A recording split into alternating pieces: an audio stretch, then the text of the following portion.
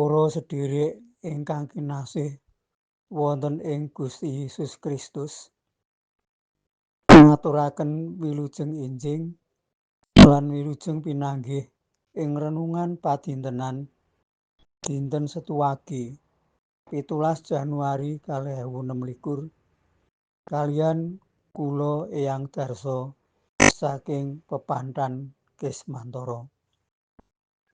Renungan dinten menika kanthi jejer gagal utawi boten kasil dados kasil awit nindakaken dawuhipun Gusti. Waosan kitab suci kapethik saking Injil Lukas gangsal ayat 1 dumugi 11. Nats kapethik saking Injil Lukas gangsal ayat 1 dumugi 6 ingkang mekaten ijemanipun. Bareng wis rampung tumuli ngandika marang Simon, mancala menyang ing panggonan kang jero, jalamu tibakno supaya oleh iwak. Simon mangsuli, unjuke, Guru, sampun sedalu muput anggen kawula sami nyambut damel kanthi saestu. Mboten angsal menapa-menapa. Ewadene margi saking dawuh Paduka kawula inggih badhe ndawahaken jala. Sawise ditibakake padha oleh iwak nganti jalane bedhah. Mekaten Injilipun Gusti, rahayu saben tiyang ingkang mirengaken pangandikanipun Gusti dipun gatosaken lan dipun estokaken ing gesangipun. Haleluya. Amin. Para sedherek ingkang kinasih wonten ing Gusti Yesus, ing gesang kita bilih wonten ingkang nate ngalami gagal utawi boten kasil pandamelan utawi usahanipun. Umpaminipun gagal anggenipun olah tetanen, gagal pandamelan, gagal supados angsal pendamelan, gagal ujian lan sanes-sanesipun. Kados pundi menawi kita sami ngalami gagal utawi boten kasil, tentu kemawon kita badhe ngraosaken semplah ing manah kita. Lajeng kados pundi kita ngadepi gagal utawi boten kasil panyambut damel utawi usaha menika. Sumangga sami sinau saking Simon Petrus kados ing waosan Injil Lukas gangsal ayat 1 dumugi 6 kala wau. Nalika Simon Petrus ngalami gagal anggenipun nyambut damel njala iwak, awit sedalu muput boten angsal iwak. Sareng Gusti Yesus rawuh lan memulang wonten saklebeting prau.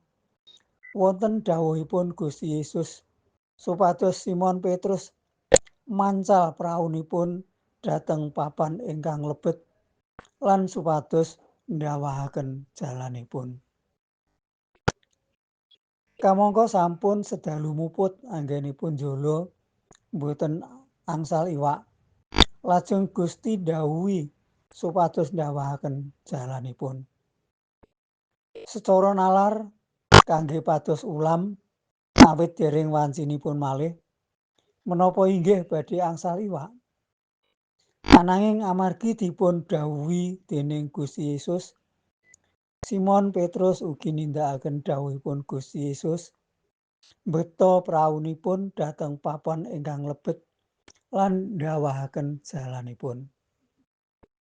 Kados pundi kasilipun? Ulamipun kebak ngantos mbedhahaken jalanipun. Para sedherek ingkang kinasih wonten ing Gusti Yesus, lelampahanipun Simon Petrus menika paring piwulang dhateng kita menawi ngalami gagal utawi boten kasil ing usaha menapa kemawon sampun ngantos kita nglukro utawi kendho malah ngantos mutung sisan. Milanipun supados kita saged kasil ing pendamelan utawi usaha kita kaatak ingkang sepisan supados kita nindakaken dawuhipun Gusti kados Simon Petrus menika kanthi gumolong ing manah.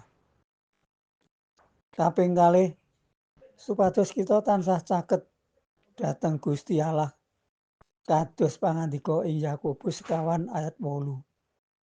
Padha nyedhak ana Gusti Allah. Gusti Allah bakal nyelaki kowe. Kaping 3 supados kita samsaya mempeng ing pandonga supados anggen kita nindakaken pendamelan utawi usaha kita katuntun dening Gusti Allah. Tuntunan panyuraos. Menapa panjenengan nate ngalami gagal utawi mboten kasil ing panyambut damel utawi usaha panjenengan? Kados pundi anggen panjenengan ngadepi pendamelan utawi usaha ingkang gagal utawi mboten kasil menika? Katuran ngandharaken. Sumangga kita ndedonga. Duh Allah Rama kawula ing swarga, wanci enjing menika kawula sowan marek ing ngarsa paduka. Ngaturaken panuwun syukur awit kawula sampun saged mirengaken lan ngraosaken renungan patintenan. Renungan panci menika saking Injil Lukas gangsal ayat 51 dumugi 6 sageta memulang dhateng kawula supados kawula mboten dados nglokro kendho utawi mutung menawi ngalami gagal utawi mboten kasil ing usaha utawi penyambut damel kawula. Kawula nyuwun mugi Sang Roh Suci ingkang nyantosaken manah kawula supados kawula saged kanthi tatak tanggon lan telatos anggen kita ngadepi perkawis menika. Satemah gagal utawi mboten kasil ing pendamelan utawi usaha kawula menika badhe saged kasil kanthi sae.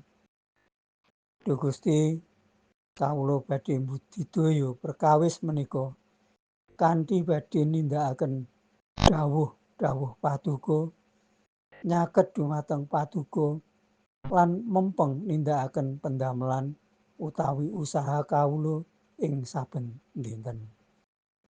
Mekaten pandonga lan panyuwunan kawula ing wanci menika sedaya menika kelampanipun kala suwun wonten ing sih rahmat paduka wonten ing Gusti Yesus kawula ndedonga.